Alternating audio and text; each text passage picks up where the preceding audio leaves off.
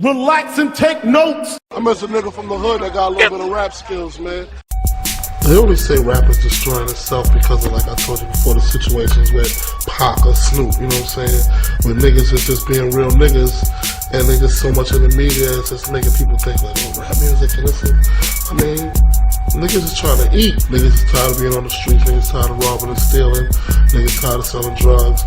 They got little rap skills. They want to put their shit out and try to get some money. Niggas tired of being in the hood. What advice would I give to young rappers? Take control of your shit. Don't be the type of rapper. Don't be a stupid rapper. A stupid rapper is a motherfucker that has somebody else tell them what to do, which is not always wrong, but if it's something that you feel that you don't have to do, you really have to question it and find out why they want you to do it.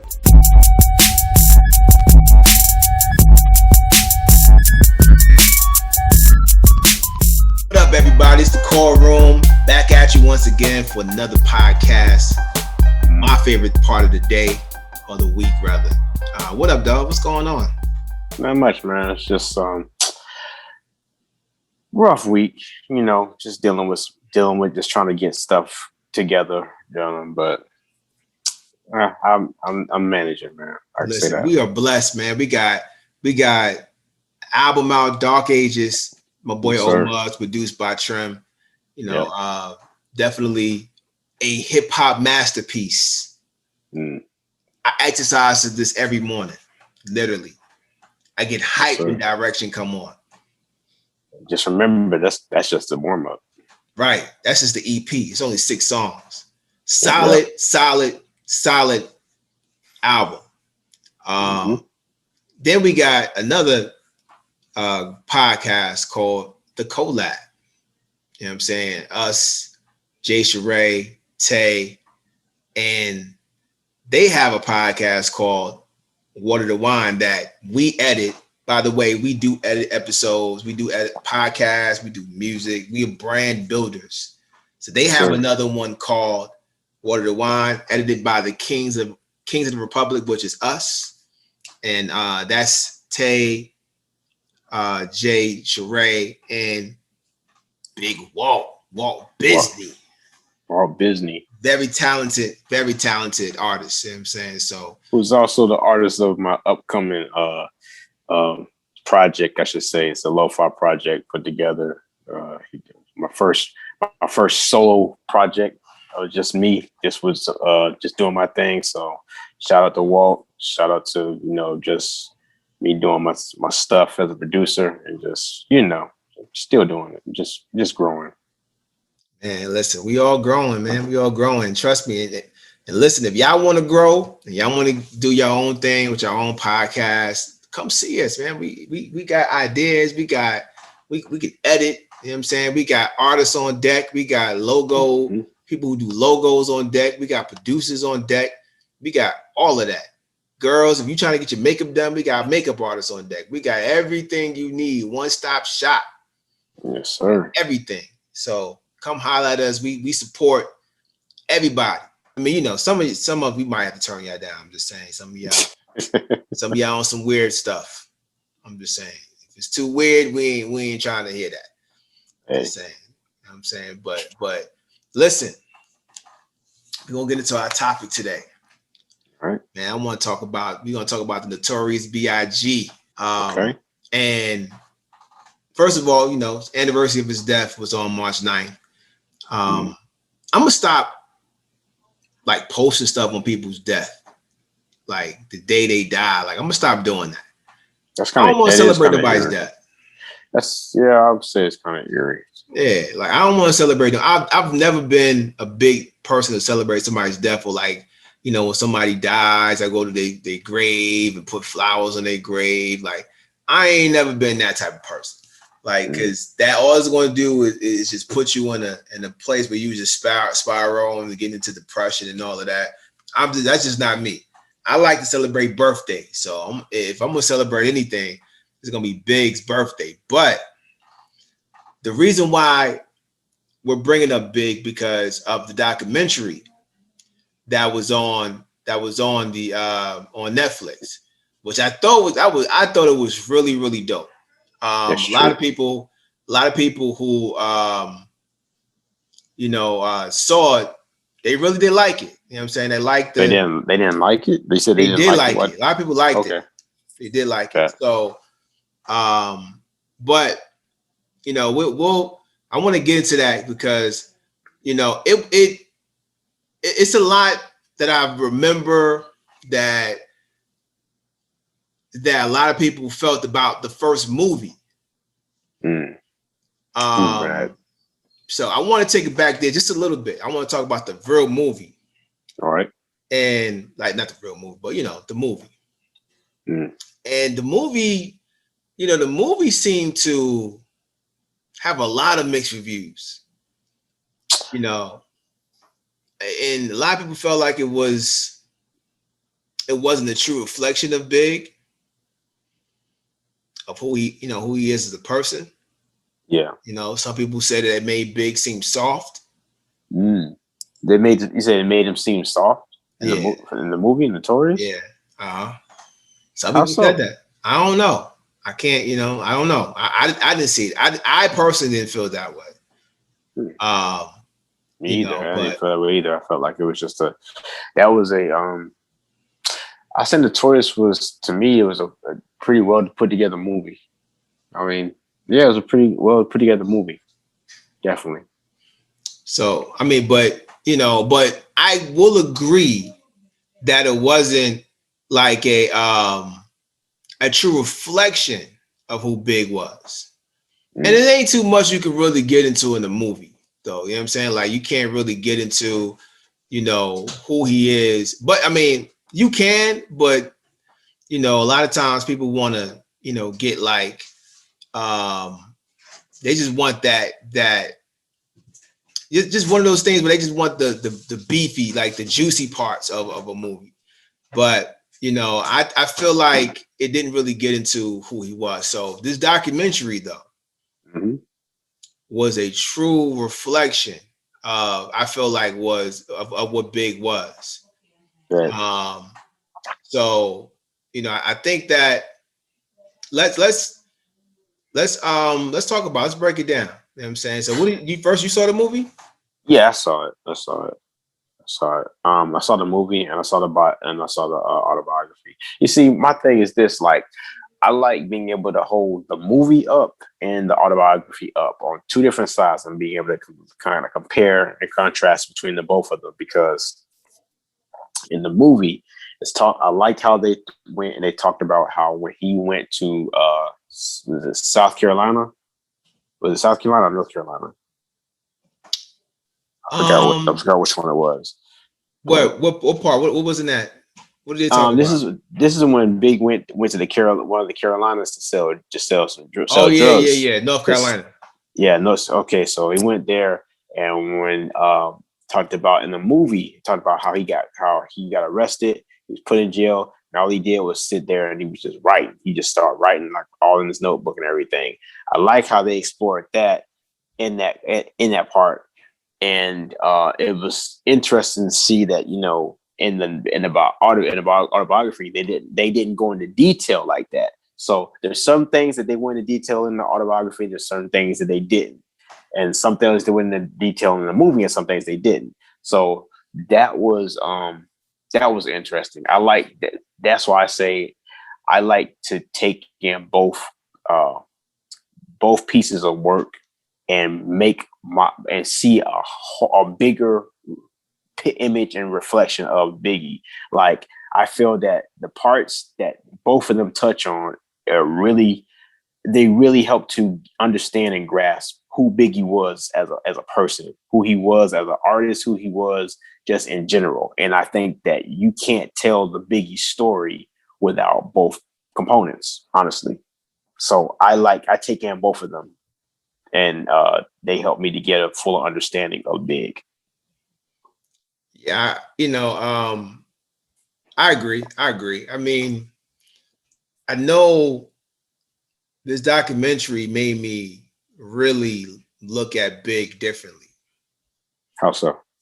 Like, you talk about his his roots, his Jamaican roots. That too. I agree. I agree. Just his, I think it was his uncle that was, he was a, reggae artist himself. Mm-hmm. He used to, be in the clubs, doing. Most hip hop historians would say that hip hop started in Jamaica, and that goes like with the, how, the DJs be like, throw your hands in the air, back in the days to rock the parties, but they were doing that in Jamaica way before. Now, understand that Kool Herc is Jamaican. Mm-hmm. Kool Herc is known as the godfather of hip hop. Mm-hmm. He's one of the godfathers. Him, I would say him, Grandmaster Flash, and Africa Bambaataa. Yeah. Two of the blueprints, the ones that really got hip hop, on the map. But Kool Herc is probably the most known in terms of like, DJing back then. He was that dude. But just showing that part of him being in Jamaica, just learning, soaking up that. Then fast forward to him being groomed by a jazz musician. That part was that was, you see, those components were new to me before, because I didn't know to that extent how much, I didn't know those components of his life too, how much that helped to develop him as an artist. Right. Those are crucial moments mentioned in that documentary that, they helped define and get a picture of who Biggie was and how he became to be the artist that we know him to be. Right. And that part when they put like the jazz solo, the drum solo, and put his flow on top of that, that was crazy. Like I was like, yo, because I remember Big's flow was, his flow was very, very different. And that made make a lot of sense. Yeah, he's definitely an unorthodox way of how he spit his bars. Because Big stays in the pocket. That's what makes him one of the best. Because he can stay in pocket. Like that's why him and Bone Thugs, that was an easy one for Big. See, I'm been dangerous. Ain't too many thing with us. You know what I'm saying? But he held his own in this, like he fit right in. But that's what I'm saying. It was easy for Big to stay in pocket. Yeah. On that beat. It ain't no like Big knows how to even when you listen to songs like Suicidal Thoughts. When I die, like there's no beat, but he's riding that. It's a beat, but he whatever that is, that that violin, whatever's playing, he's riding that. You know what I'm saying? Like he's in pocket, like he stays in pocket, and but that part of him being, with that jazz musician, I think that allowed him to, have a cadence that nobody at the time was having. Like people are on beat, but Big be on. He be on that beat, bro. It's crazy. And just the way Puff, how him and Puff work together. Yeah, and I'm curious to find out. I guess what I would like to have see just a little bit more glimpse of their their connection between one another, how they interacted with each other when it came to business. I guess that's the only other aspect I'm waiting to see more of, to get more of a fuller picture of Big, who Big was. I think they gave us that a little bit though. They gave it a little bit of it in the movie, the documentary. So in the part of the documentary, I think they hinted at it. I think they gave a little bit of it. They gave a little glimpse. So in the documentary, they talk about how him and Big used to create, like how they came up with certain songs. Like Big, like Puff would be in the club, and then Puff be like, yo, you see, like every song that made people get on the dance floor, he was like, yo, I'm gonna chop that up for you. I'm gonna get that. I'm gonna hook that up for you. Like what the thing about it is that Puff, Big trusted Puff so much that he would do whatever Puff would say. You know what I mean? Like, you know, I don't even think he wanted to do One More Chance. I don't think he even wanted to do that. I don't think so either. I don't think he did because he didn't want to do that. He didn't want to do Juicy either. Right. Not at first, yeah. And see, that's the thing. Like these songs, first of all, if y'all paying attention, those songs, Juicy, One More Chance, are against what Ready to Die is. Like it's against what Ready to Die is. Ready to Die is a gritty album. Very gritty, very dark album. Right. If you think about it, a very dark album.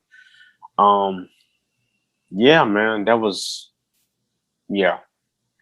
I was very happy that they got to the part about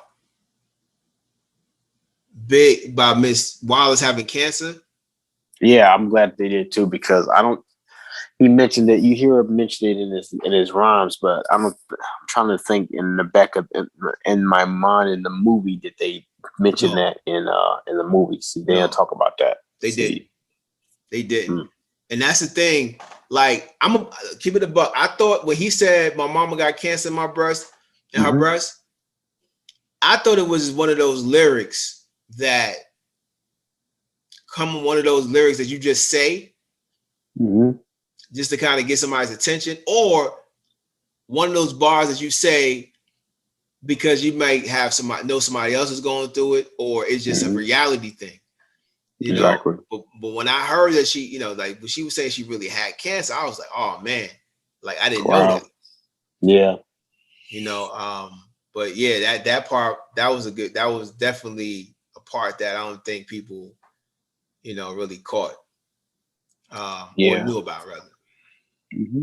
But it also made me understand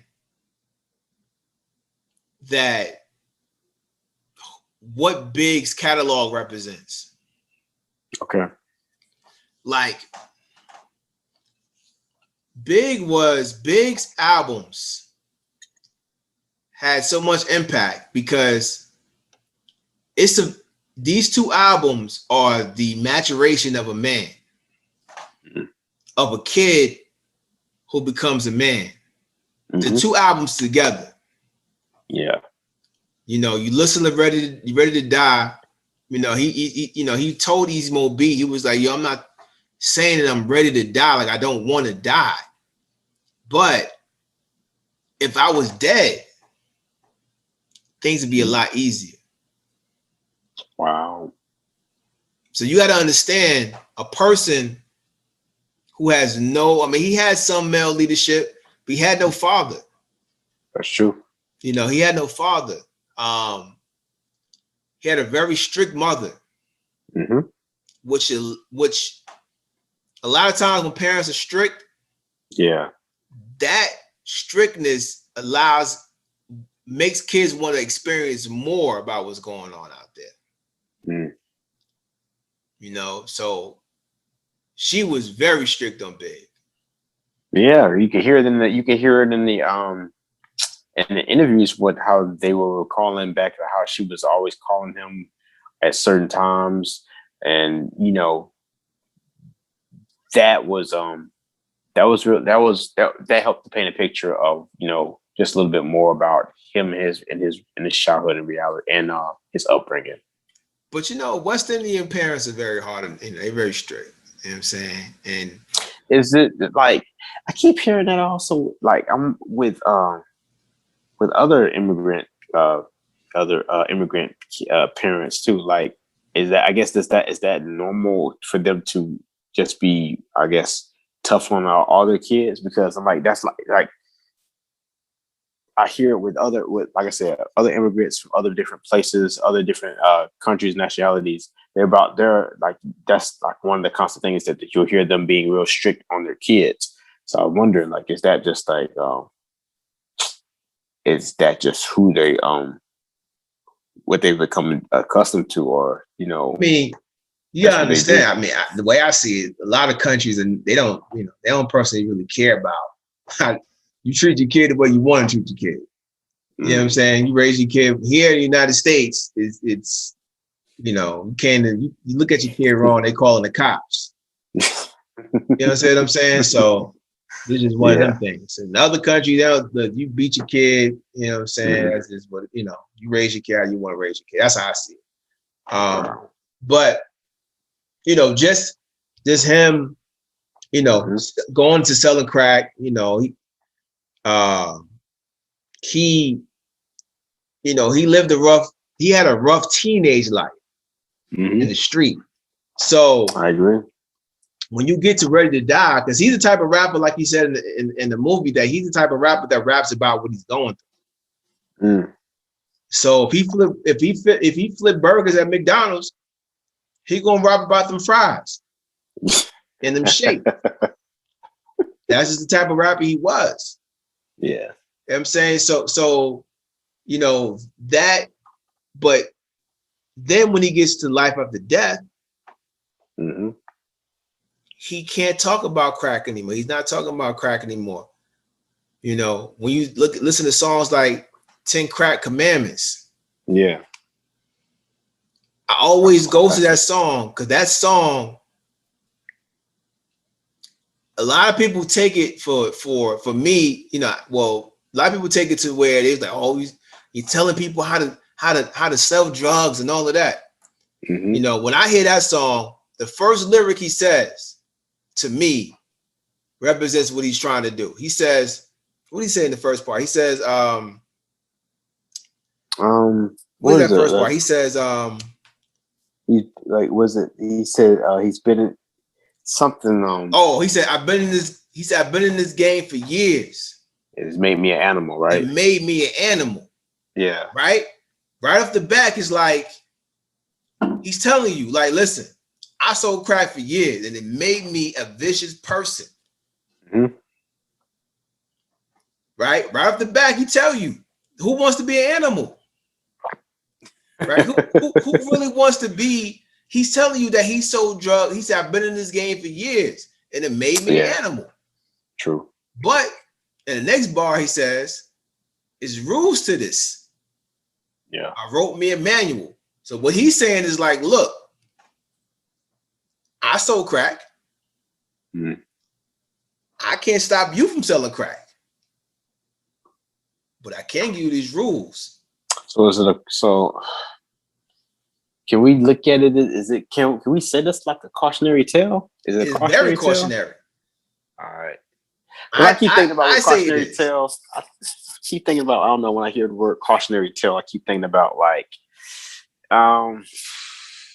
something bad happened to me or something like that. So this is take warning because this is what happened to me as a result of all this stuff. Right. I don't know. But I mean, I guess we can call it. I guess you can call it a cautionary tale because he's approaching it with caution. Letting others know. What's the blueprint of what he did. Right. And, just give some kind of direction for it. See, Big was very smart, and he understood that. Oh yeah. I can't really be out here preaching to these kids. I sold crack.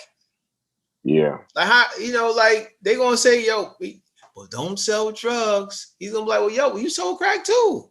You know what I'm saying? Like, I think Big was more like an uncle. Yeah, because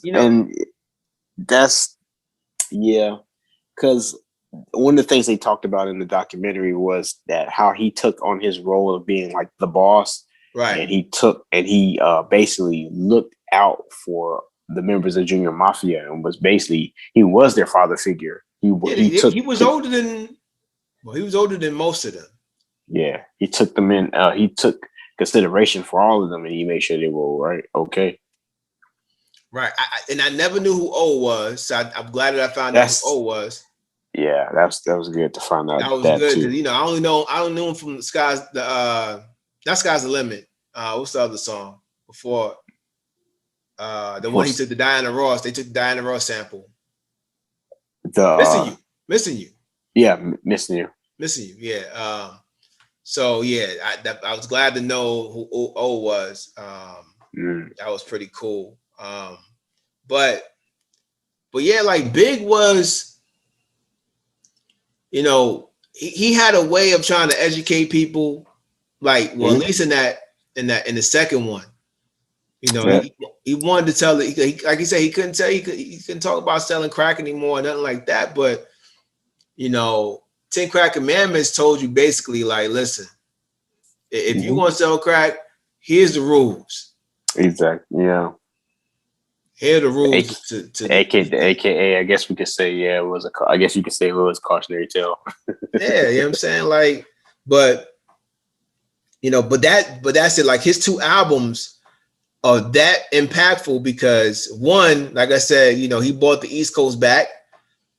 He bought by himself, him and Puff and the Hitmen. I'm gonna say that. But the way those albums like represented the average Brooklyn kid. The average Brooklyn kid. What is and what's the breakdown? I guess the definition of the average Brooklyn kid. Man, I would say the average, like a kid who he may not be totally broke. It's not, they broke, but they got money. You know what I'm saying? Like, they not struggling. I should say typical, but you got kids out there who got money. They not really struggling like that, but they that they don't really got a lot of money, but they making it. Yeah. And then, but they're intrigued by what the streets has to offer. And even though even though they ain't totally broke, they still want the best things out of life. Yeah. So there's only one way to do that in the hood. The best things in life, you gotta sell crack. There's no other. Wow. There's no other in the hood. When you're born in poverty, there's no other way. Yeah. You gonna pray for you hit the lotto? Yep. And then also, jumping back into the documentary, I like the fact how they went in there and they interviewed Easy Mo B, and how Easy Mo B, just like you were saying, looking out for others and like just doing what they're gonna do to just try to help you get off of that environment. Right. So he took Big and under his arm and was just trying to do everything he could to try to help him along his way. Let's talk about Easy Mo B, man. What's up? I just want to, and I know if Easy Mo B is listening to us, he's like, man, don't do that, because he seems like a very humble guy. He did seem like a very humble guy, man. He didn't seem like the one to want to toot his own horn or whatever. Easy Mo B. Mo B, man. Drop that. One of the most underrated producers to ever be behind the boards. They don't bring him up. I agree. They don't bring him up. Mm-hmm. He's so Big Daddy Kane, Pac, Big, Craig Mack. Whoa, he did Craig Mack too? He did Flavor, yeah. Oh yeah, he did? Yes. Wow. Hey yo, that's Mo B. Was Mo B one of the Hitmen? No. Wow, I didn't know that. That's Mo B. Boom, boom. That's Mo B. Dude, honestly, You know, I thought for the long, like honestly, I really did think that. I thought he was one of the Hitmen. No, I'm surprised. I'm surprised why. I'm surprised. I'm surprised Puffy didn't. You don't remember? You don't remember? You don't. At the end of Flavor in Your Air remix, he says Mo B. Like he says his name at the end of it. Listen, Easy Mo B. Let's just go through Easy Mo B real quick. Yeah, go. You gotta go through his catalog. I'm gonna go through Easy Mo B catalog real quick. Do what you do. I got to, man, because do what you do. It's just too much, man. It's too much, man. So he produced on Big Daddy Kane's It's a Big Daddy Thing. Classic album. Hear that. You know what? I'm gonna plead the fifth because I'm gonna say that. You know, I'm not gonna say nothing in regards to that. Classic album, man. He did do a couple of Big Daddy Kane albums that I'm not going to even sit here and mention. I'm just saying I'm gonna leave those alone because I didn't like them. You didn't like them? Nah. Why didn't you like them? I didn't like Big Daddy Kane. That part of Big Daddy Kane, I'm good on that. Yep. Flavor in Your Air remix, Flavor in Your Air, Easy Mo B. Easy Mo B. He produced a Heavy D's joint, Black Coffee. Which Heavy D? Oh, he did Black Coffee? He did Black Coffee. What? Black Coffee, no sugar, no cream. It's co-produced by P Rock. Of course, he did Ready to Die, Give Him the Loop, Machine Gun Funk, Warning, Ready to Die, The What, Friend of Mine. Wait. You got to go back and party in BS. He did. Yep, he did that. I didn't even know he did that one. Honestly, that's just me. Straight Ballin'. Thug Life. Tupac. Yeah. Oh yeah. Well, I know. Yeah, we know. If I can die tonight. Stuff. If I die tonight. Whew, no. If I die tonight is one of my joints by Pop, but. Yeah, I'm not gonna go through the whole thing because y'all look up Easy Mo B. That's all I'm saying. But Easy Mo B is the heart and soul of Ready to Die. I agree with you. I agree with you on that. He's the heart and soul of Ready to Die. Easy Mo B and Mr. C and Mr. C. That was Puff. That was Big's tag team. Now. Life After Death? Oh, he had that. He had that arsenal. KG from Naughty by Nature. What about KG? He produced on there. Havoc. Wow. DJ Premier. Of course, all the Hitmen, Puff. Man, who makes up the Hitmen anyways? So who do you know who makes up the Hitmen? Stevie J. We know about Stevie J. No more Stevie J. Angeletti, mad rapper. I can't. Derek D. That Angeletti. Yeah. All right. That's two. How many of them was it? You know? Huh? How many of them was it in the Hitmen? There was a lot of ghost producers. I heard that. I heard that Khaled used to be a hitman. That's a rumor. I heard Kanye used to be a hitman. Ghost Production. That was a rumor. I don't know, but I think there was the original hitman to it. I want to say is what's dude name? Hemrick. I forget dude name because I don't want to mess his I don't want to mess his name up. But I'm gonna me bring the Hitman up real quick. Let's see. Hitman. Here we go. Hitman, Puff. These are the ones that they list as the Hitmen on Bad Boy. Puff, Ryan Leslie. Oh yeah, I forgot Ryan Leslie was. I know that Thomas Ryan Leslie was messing with Puff, so Puff made him a hitman. Yeah, Kanye West is on his list. Wow. So that's how, I guess, I don't know. It could be still a rumor, but that's Mario Winans, D. Dot, Amin Ra. Yeah.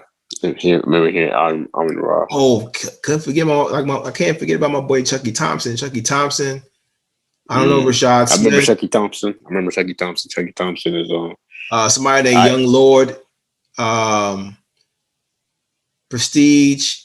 6th of July. I didn't know. Okay. Sean C and LV. Yep. Stevie J. Of course, we know about Stevie J. Yogi, J Dub, and Nasheem Myrick. That's what I was trying to say earlier. Now they say that they giving Easy Mo B a nod at the Hitmen, but they think that ain't naming all types of people because they sound like, I mean, you know, Kelly Price was a Hitman too. They saying because Puff, she used to be, you know, she sung More Money, More Problems. Okay. When nobody knew Kelly was singing a lot of hooks back then. So I actually want to dig into that because I'm curious. Jimmy, what's up? How her and Puff, you know, how close, like where she was, because she was singing, she sang a lot of hooks that nobody know about because she wasn't listed on. Of course, you got Joe Hooker, Jesse White. These are all singers though. Like a lot of these are singers. Okay. But the ones definitely is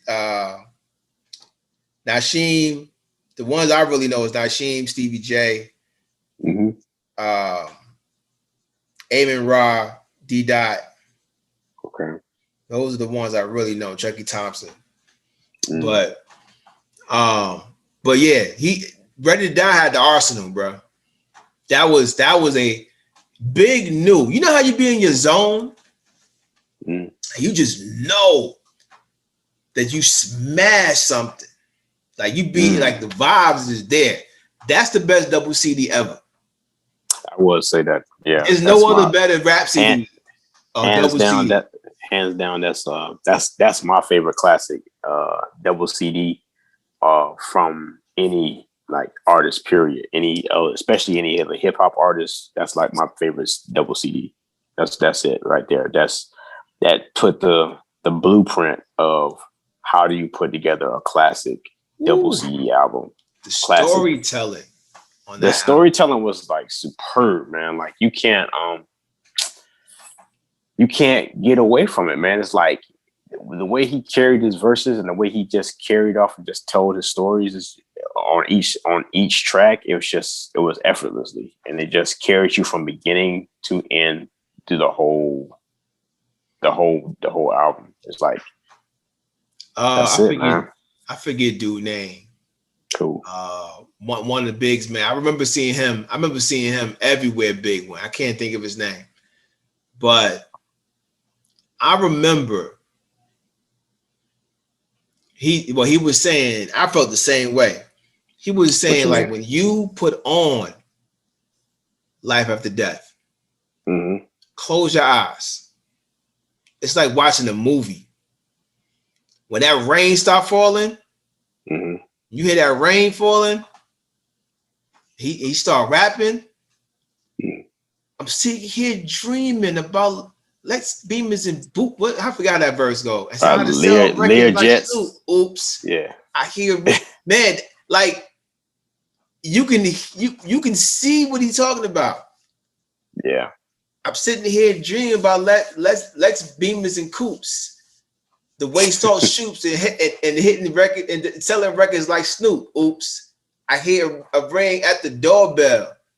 Who is this? Like, yo, like what he's saying when you listening, you like, yo. Then he talks about how he see he stopped the dogs from barking. Then he's proceeded to walking.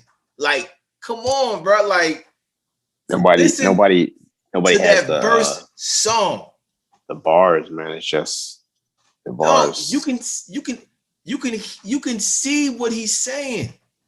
Yeah. And just with that alone, those comments about that brings to mind the whole age-old question: who is better, Tupac or Biggie? I never understood that conversation. What do you mean? There's no comparison, though. That's what I'm saying. Like, how so? There's no comparison. Like, they're two different rappers. They are. I give you that. They are two different like rappers. The only reason why that's a conversation is because of that whole East Coast West Coast stuff. I agree with. Well, I give you that too. That is the only reason why. That's the biggest reason why it comes up as a conversation. Because but I say this: Big was a storyteller and a lyric. He was the lyricism. Nobody couldn't touch him on the lyricism. But as a full, well-rounded artist, that's Tupac. I mean, Big to me, Big was a full artist. Like Pac can act. Pac obviously Pac was a better actor and all of that. But when you talk about, if we just talking about hip hop, we just talking about like the music, like Big. Listen. Big was ugly. What do you mean? Right? You mean like he wasn't the prettiest thing to look at? But he was bagging. Like, he was bagging girl. Like, he still had a way with women. His charisma. You know what I'm saying? His charisma, you know what I'm saying? Like, the way his presence on the song. Yeah. You know what I'm saying? Like, it don't, I feel like,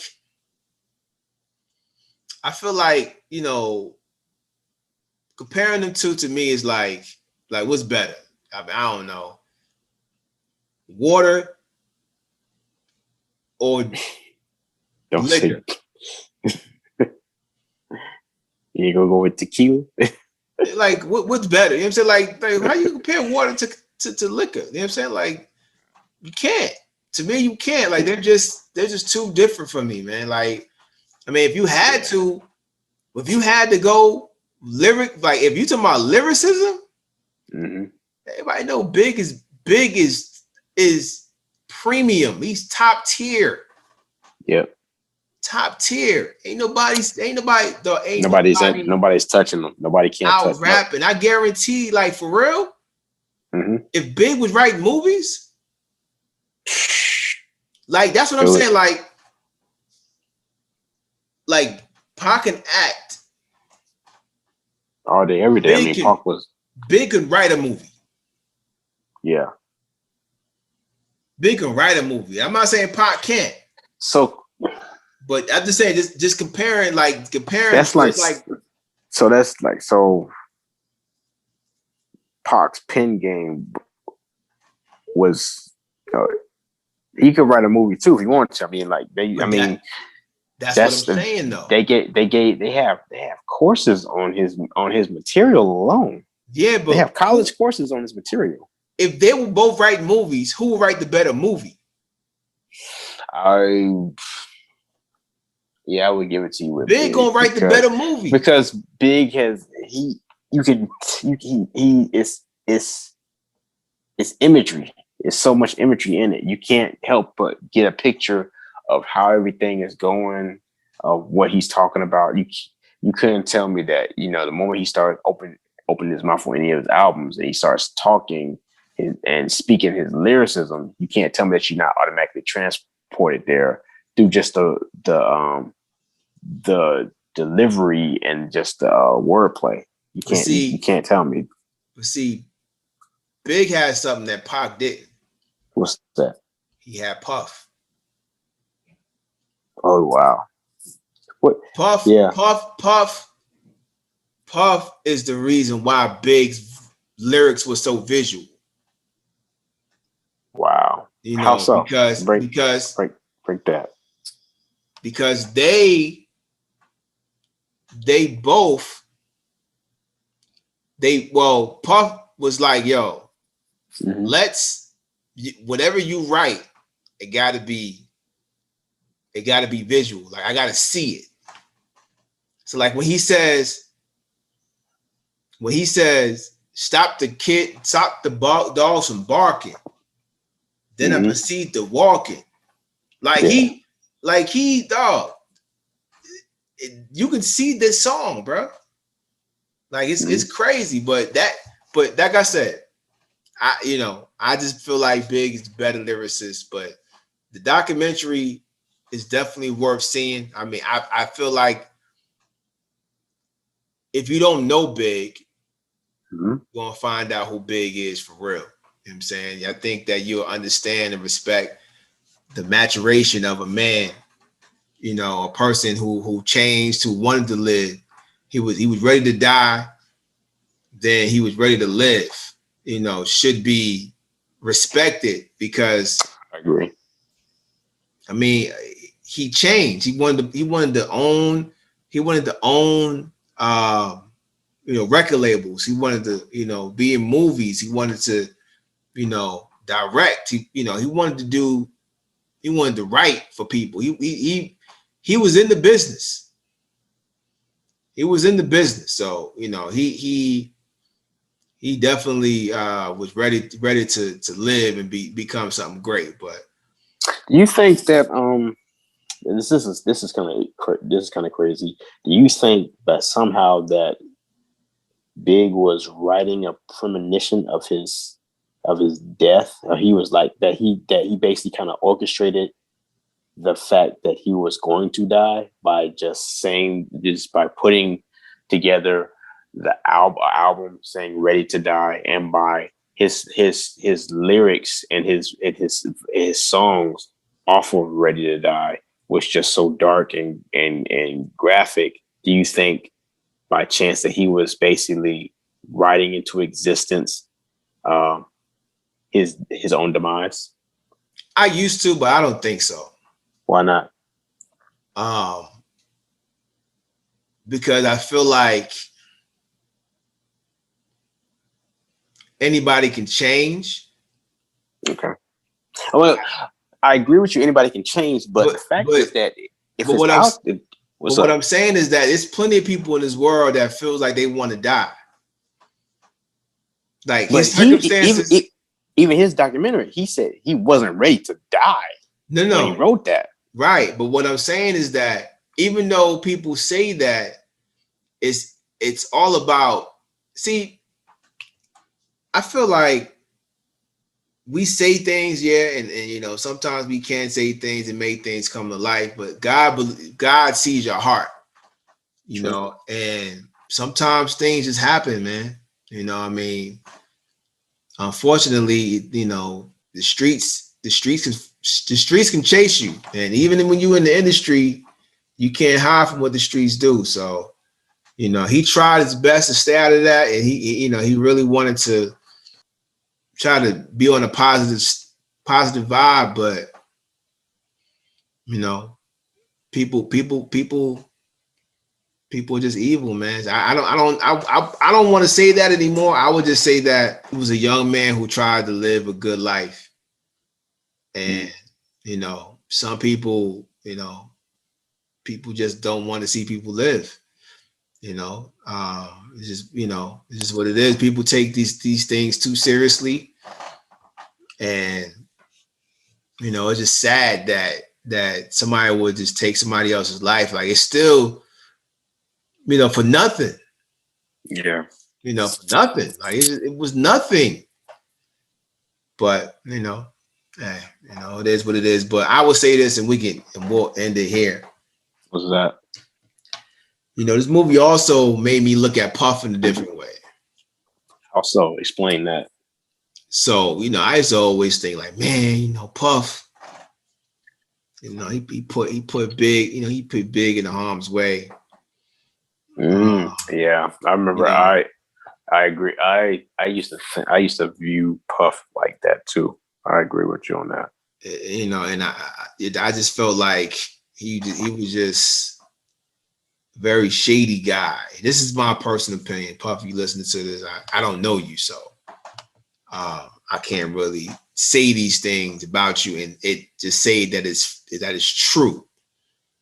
But when I see all of Big's friends in this movie, and when I look at the credits, and I see his friends and his mother in the credits, you know, nobody, you know, they're all, from what I can see, is still on Puff's payroll. So, you know, he's still taking care of Big's friends. He's still looking out for Miss Wallace. So, you know, I can't sit here. That's all you can ask for a friend to do when you die. Yeah. Take care of my family when I'm gone. That was big up on him. It's just, I think stories like that help to counteract the type of stories that we're used to hearing from Puff. But seeing stories like that where we hear about him still taking care of, like, you know, big people years after Big is passed, you know, he still holds true to that and looks after them. That's interesting.